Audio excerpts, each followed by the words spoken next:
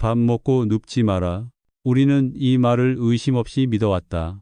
밥을 먹고 눕는 행동은 게으름이고 건강을 해치는 습관이며 반드시 고쳐야 할 나쁜 행동이라고 배워왔다. 그래서 몸이 쏟아지듯 피곤해도 참는다. 눈이 감기고 머리가 멍해져도 억지로 앉아있고 괜히 일어나 걸어다니며 스스로를 다그친다. 하지만 정말 그게 옳은 선택일까? 왜 밥만 먹으면 졸릴까? 왜 식사 후에는 머리가 잘 돌아가지 않고 온몸이 무거워질까? 왜 충분히 쉬었다고 생각했는데도 피로는 사라지지 않을까? 병원을 찾아가면 스트레스, 나이, 체력 문제라는 말만 되풀이된다. 그러나 그 설명으로는 지금의 상태를 설명할 수 없다. 문제는 의지가 아니다. 나태함도 아니다. 몸은 이미 오래전부터 분명한 신호를 보내고 있었다. 지금 이 상태로는 더 이상 버틸 수 없다고, 특히 뇌가 한계에 다다랐다고 말이다. 그런데 우리는 그 신호를 참아야 한다. 누우면 안 된다는 말로 눌러왔다. 식사 후 찾아오는 졸림과 무기력은 잘못된 습관의 결과가 아니다. 그것은 몸이 살아남기 위해 보내는 가장 본능적인 경고다. 만약 밥 먹고 눕지 마라는 말이 건강을 지켜준 상식이 아니라 당신의 뇌를 조용히 망가뜨려 온 말이었다면 어떨까? 이제 우리는 이 상식을 다시 묻지 않을 수 없다. 1. 이유 없는 통증과 피로의 진짜 정체. 자율신경이 무너졌다는 신호. 이 잘못된 상식이 반복되는 동안 몸은 점점 더 분명한 방식으로 문제를 드러내기 시작한다. 처음에는 단순한 피로처럼 느껴진다. 하루가 끝나면 유난히 지치고 아침에 일어나도 개운하지 않다. 그러다 어느 순간부터 이유 없는 통증이 생긴다. 특정 부위가 아니라 온몸이 쑤시고 두통이 잦아지며 가슴이 답답하거나 숨이 막히는 느낌까지 동반된다. 병원을 찾아가 검사를 해보지만 이상 없다는 말만 반복해서 듣는다. 그때부터 사람들은 혼란에 빠진다. 분명히 몸은 괴로운데 원인은 보이지 않기 때문이다. 이 과정에서 대부분의 사람들은 약에 의존하게 된다. 통증이 있으면 진통제를 먹고 잠을 이루지 못하면 수면제를 찾는다. 소화가 잘 안 되면 소화제를 챙기고 어지럼증이나 심장 두근거림이 나타나면 또 다른 약이 추가된다. 시간이 지나면 혈압이나 혈당 문제까지 겹치고 약은 점점 늘어난다. 하지만 이상하게도 약을 먹을수록 몸은 더 예민해지고 회복은 느려진다. 잠깐 증상은 가라앉는 것 같지만 근본적인 피로와 불편함은 사라지지 않는다. 이 모든 현상의 중심에는 자율신경이 있다.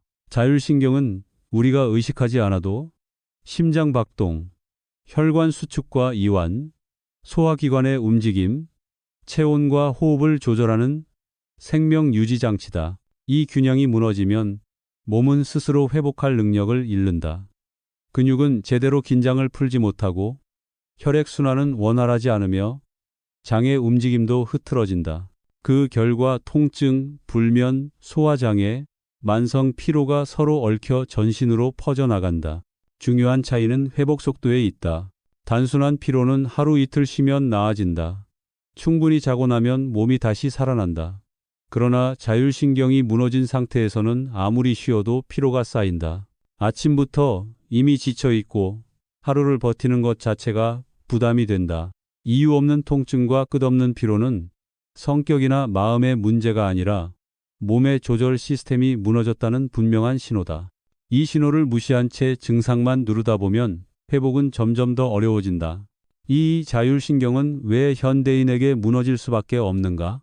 자율신경이 무너지는 이유를 찾기 위해서는 개인의 체력이나 정신 상태를 보기 전에 우리가 살아가는 환경부터 돌아봐야 한다. 현대인의 하루는 대부분 앉아있는 시간으로 채워져 있다. 아침에 눈을 뜨자마자 식탁 의자에 앉고 출근하면 책상 앞에 앉아 컴퓨터를 본다.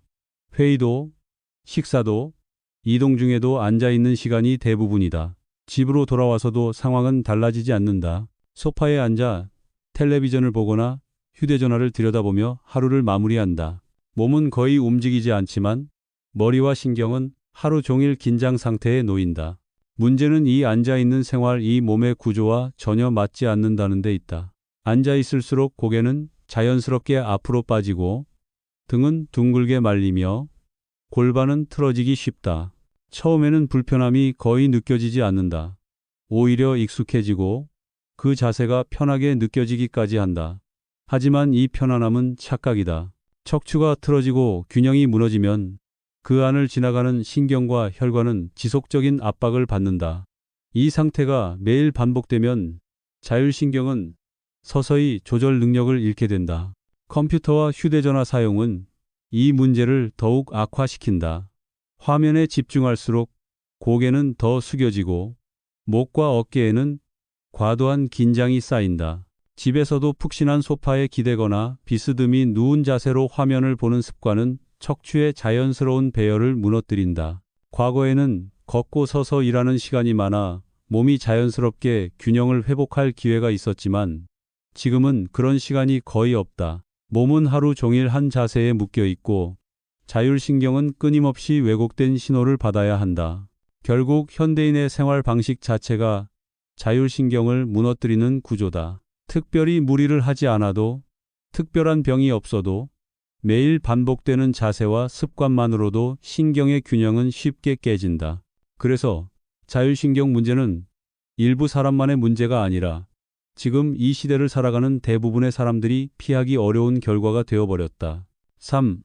모든 문제의 출발점은 척추, 그 중에서도 목이다. 자율신경이 왜 이렇게 쉽게 흔들리는지를 더 깊이 들여다보면 결국 하나의 지점으로 시선이 모인다.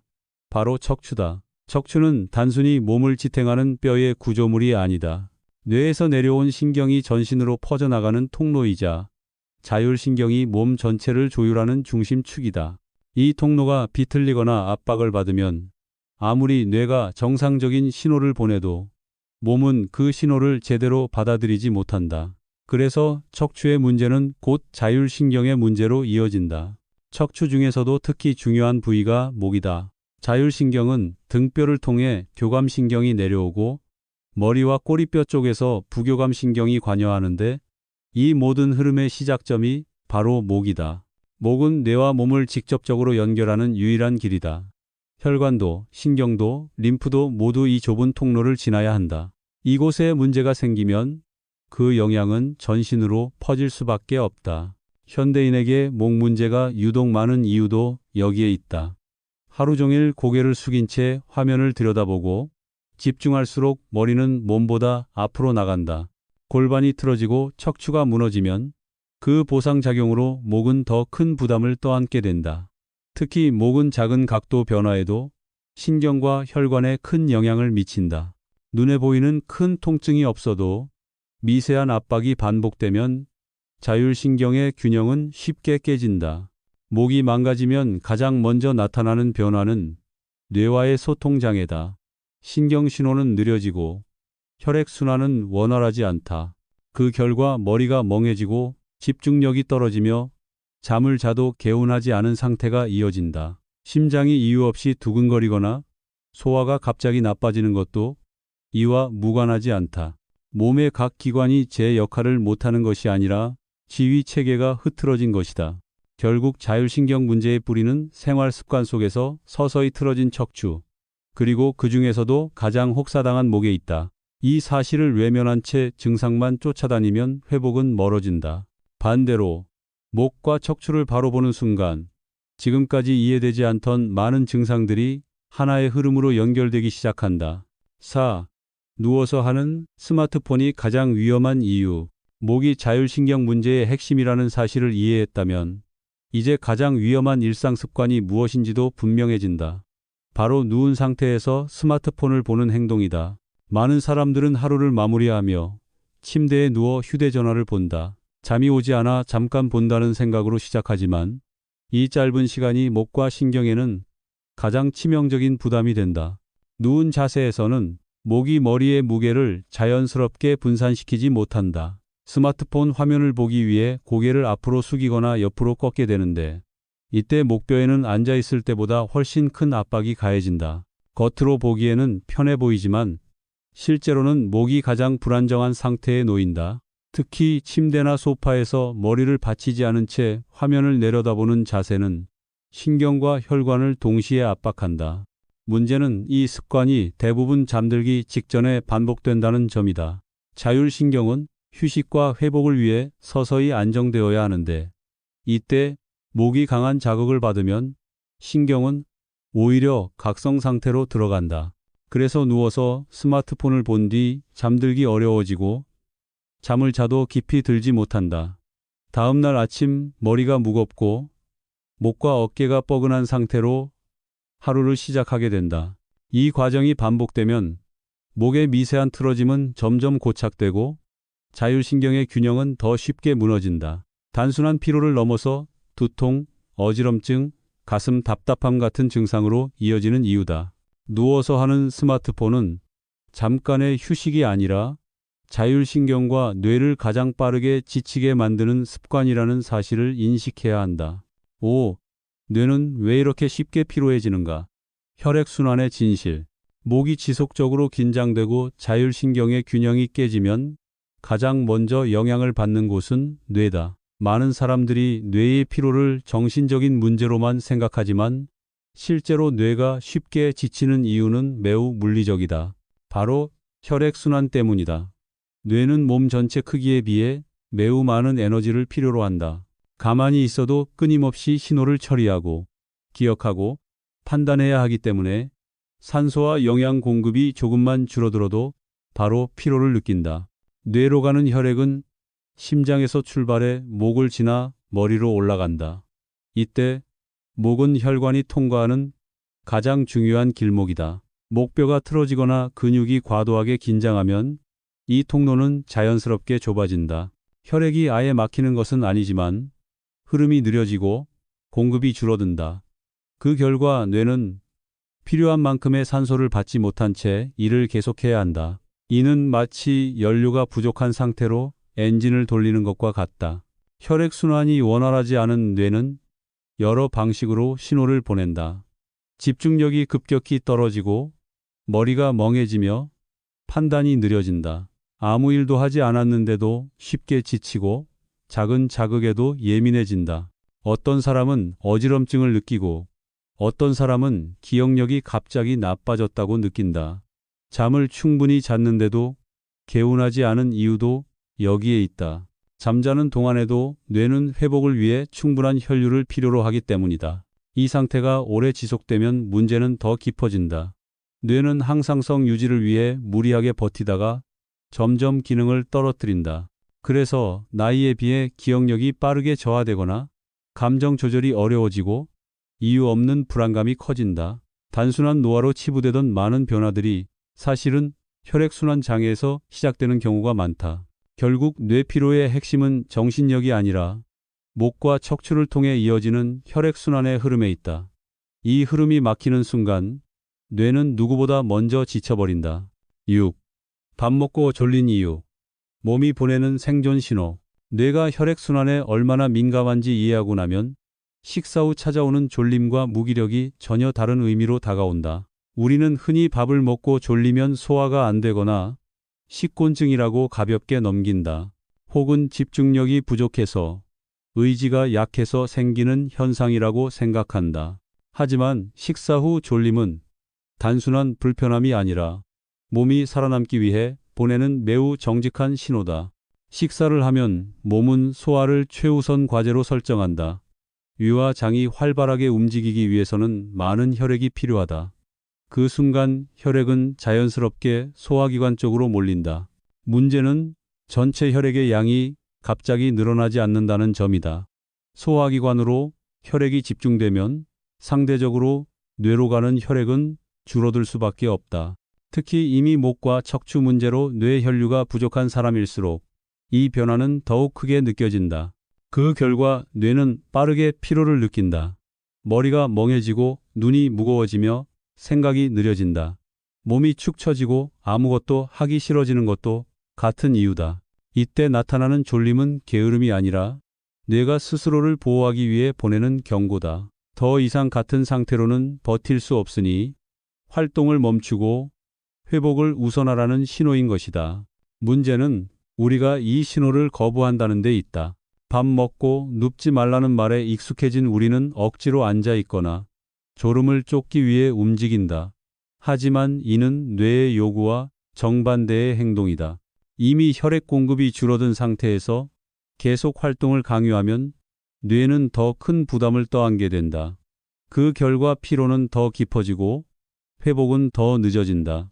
특히 만성 피로를 겪는 사람, 늘 머리가 맑지 않은 사람에게 식사 후 졸림은 중요한 기준이 된다. 밥을 먹고 나서 유난히 힘들고 괴롭다면 이는 몸 상태가 이미 많이 지쳐 있다는 증거다. 이때 몸이 보내는 신호를 무시하지 않고 받아들이는 것이 회복의 출발점이 된다. 식사 후 졸림은 나약함의 표시가 아니라 뇌와 몸이 살기 위해 보내는 가장 솔직한 생존 신호다. 7. 밥 먹고 그냥 누워라. 가장 빠른 회복 전략. 식사 후 졸림이 몸의 생존 신호라면 그 신호에 어떻게 반응하느냐가 회복의 속도를 결정한다. 이 지점에서 많은 사람들이 불안해진다. 눕는 것이 정말 괜찮은지, 오히려 건강을 해치지는 않는지 걱정하게 된다. 하지만 뇌와 자율신경의 관점에서 보면 답은 의외로 단순하다. 정말 힘들다면 그냥 누워야 한다. 누운 자세는 혈액순환에 가장 유리한 상태다. 서 있거나 앉아 있을 때보다 중력의 부담이 줄어들면서 혈액은 더 쉽게 뇌로 공급된다. 이미 소화기관으로 혈액이 몰린 상태에서 뇌까지 혈류를 보내기 위해 몸은 자연스럽게 눕는 선택을 원한다. 이때 억지로 활동을 지속하는 것은 회복을 방해하는 행동이다. 몸이 스스로 균형을 되찾으려는 흐름에 거스르는 셈이다. 특히 식사 후 심하게 졸리고 머리가 잘 돌아가지 않는 사람일수록 눕는 것이 빠른 회복으로 이어진다. 누워서 잠깐 눈을 붙이는 것만으로도 뇌는 부족했던 혈액과 산소를 다시 공급받고 과도하게 흥분했던 자율신경은 서서히 안정된다. 이 과정은 약보다 빠르고 어떤 보조수단보다도 직접적이다. 몸이 원래 가지고 있던 회복 능력을 그대로 살리는 방법이기 때문이다. 물론 누운 자세가 항상 완벽한 것은 아니다. 소화기관이 불편해질 수 있고 위장이 약한 사람은 불안을 느낄 수도 있다. 그러나 회복의 우선순위를 놓고 본다면 뇌의 회복이 가장 중요하다. 뇌가 지치면 몸 전체의 조절 능력이 무너지고 그 여파는 더 오래 지속된다. 반대로 뇌가 먼저 회복되면 다른 문제들은 훨씬 수월하게 다뤄진다. 중요한 것은 태도다. 밥 먹고 눕는 행동을 나태함이나 회피로 해석하지 않는 것이다. 이는 몸이 보내는 신호를 존중하는 가장 적극적인 선택이다. 몸이 쉬라고 할 때 쉬는 것. 그 단순한 행동이 자율신경과 뇌를 살리는 가장 빠른 회복 전략이 된다. 8. 눕는 것이 불안한 사람들을 위한 현실적 조언. 그럼에도 불구하고 식사 후 눕는 것이 쉽게 받아들여지지 않는 사람들도 많다. 가장 큰 이유는 소화 불편이나 위장 문제에 대한 걱정 때문이다. 실제로 평소 과식을 자주 하거나 위장이 약한 사람은 눕는 순간 더부룩함이나 불편함을 느낄 수 있다. 이런 경험이 반복되면 눕는 것 자체가 불안한 행동처럼 느껴지게 된다. 이럴 때 중요한 것은 눕지 말아야 한다가 아니라 어떻게 눕느냐다. 상체를 완전히 평평하게 눕히기보다는 약간만 세워주는 것이 도움이 된다. 그러나 베개를 과하게 높이거나 상체를 많이 올리는 자세는 혈액순환이라는 본래 목적에서 벗어날 수 있다. 핵심은 위장을 보호하면서도 뇌로 가는 혈류를 방해하지 않는 균형이다. 또 하나 중요한 점은 식사량이다. 과식한 상태에서 눕는 것은 누구에게나 부담이 된다. 특히 단 음식, 밀가루, 자극적인 음식은 위장을 쉽게 지치게 만든다. 만약 식사 후 졸림이 자주 나타난다면 이미 몸은 많은 부담을 안고 있다는 의미일 수 있다. 이 경우 식사량을 조금 줄이는 것만으로도 눕는 데 대한 불안은 크게 줄어든다. 눕는 것을 무조건 참기보다는 몸 상태에 맞게 조절하는 것이 현실적인 선택이다. 졸림이 심하고 몸이 괴롭다면 짧게라도 눕는 것이 낫다. 반대로 불편함이 크다면 자세와 식사 습관을 점검해 보아야 한다.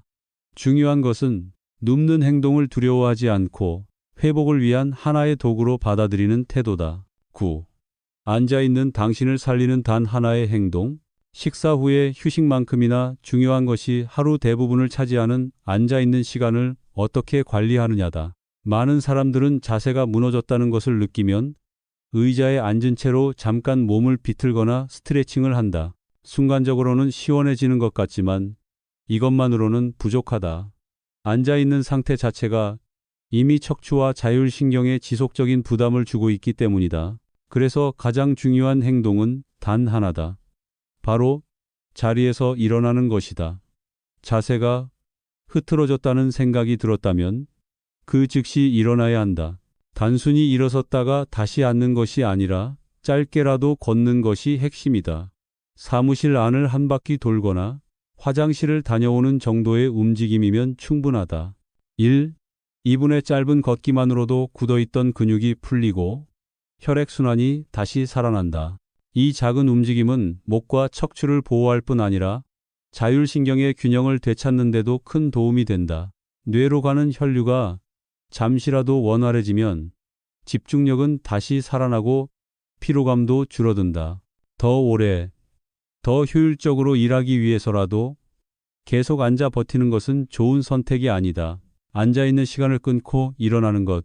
그것이 현대인의 몸을 살리는 가장 단순하면서도 강력한 행동이다.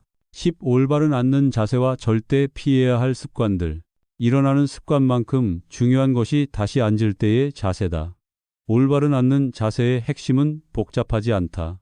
머리가 골반 위에 놓이도록 만드는 것이다. 이를 위해서는 엉덩이를 의자 깊숙이 넣고 앉는 것이 기본이 된다. 이렇게 앉으면 척추가 자연스럽게 세워지고 목과 어깨에 불필요한 힘이 들어가지 않는다. 처음에는 어색하게 느껴질 수 있지만 몸의 부담은 훨씬 줄어든다. 반대로 반드시 피해야 할 습관들도 분명하다. 다리를 꼬고 앉거나 한쪽으로만 체중을 싣는 자세는 골반을 쉽게 틀어지게 만든다. 이런 자세가 편하게 느껴진다면 이미 몸의 균형이 무너졌다는 신호일 수 있다. 또한 소파에 비스듬히 기대어 앉거나 텔레비전을 보며 목을 꺾는 습관, 전화를 받을 때 고개로 휴대전화를 끼우는 행동은 목과 신경에 큰 부담을 준다. 특히 누운 상태에서 휴대전화를 보는 습관은 앞서 살펴본 것처럼 가장 위험하다. 이런 작은 습관들이 쌓이면서 척추는 서서히 틀어지고 자율신경은 계속해서 왜곡된 자극을 받는다. 완벽한 자세를 오래 유지하려 애쓰기보다 나쁜 자세를 자주 끊어내는 것이 더 중요하다. 앉는 자세를 바로잡는 일은 단순한 자세 교정이 아니라 몸의 조절 시스템을 지키는 기본적인 선택이다. 11. 약이 아닌 삶의 방식이 당신을 회복시킨다. 결론. 지금까지 살펴본 모든 흐름은 하나의 결론으로 모인다. 이유 없는 통증과 끝없는 피로, 멍해진 머리와 무너진 일상은 단순한 질병의 문제가 아니라 삶의 방식이 만들어낸 결과다. 그래서 약만으로는 해결되지 않는다. 약은 순간적으로 증상을 누를 수는 있지만 무너진 균형을 다시 세워주지는 못한다. 자율신경의 회복은 외부에서 주어지는 것이 아니라 몸이 스스로 되찾아야 할 기능이기 때문이다. 회복의 출발점은 거창하지 않다. 식사 후 몸이 쉬고 싶어 할 때 억지로 버티지 않는 것. 하루 종일 앉아 있었다면 잠깐이라도 일어나 걷는 것. 목과 척추에 부담을 주는 습관을 하나씩 끊어내는 것이다. 특히 목은 뇌와 몸을 잇는 가장 중요한 연결고리다. 이곳을 보호하는 것만으로도 지금까지 이해되지 않던 많은 증상들이 서서히 정리되기 시작한다. 밥 먹고 눕는 행동을 나태함으로 여기지 말아야 한다. 그것은 몸의 신호를 존중하는 가장 적극적인 선택이다. 쉬어야 할 때 쉬지 못한 몸은 결국 더 큰 방식으로 멈추게 된다. 반대로 몸이 요구하는 방향으로 삶의 방식을 조금만 바꾸면 회복은 생각보다 빠르게 찾아온다. 건강은 의지로 버티는 문제가 아니다. 몸의 구조와 흐름을 이해하고 그에 맞게 살아가는 문제다. 약이 아닌 삶의 방식이 당신을 회복시킨다. 그리고 그 변화는 지금 이 순간 아주 작은 선택에서 시작된다.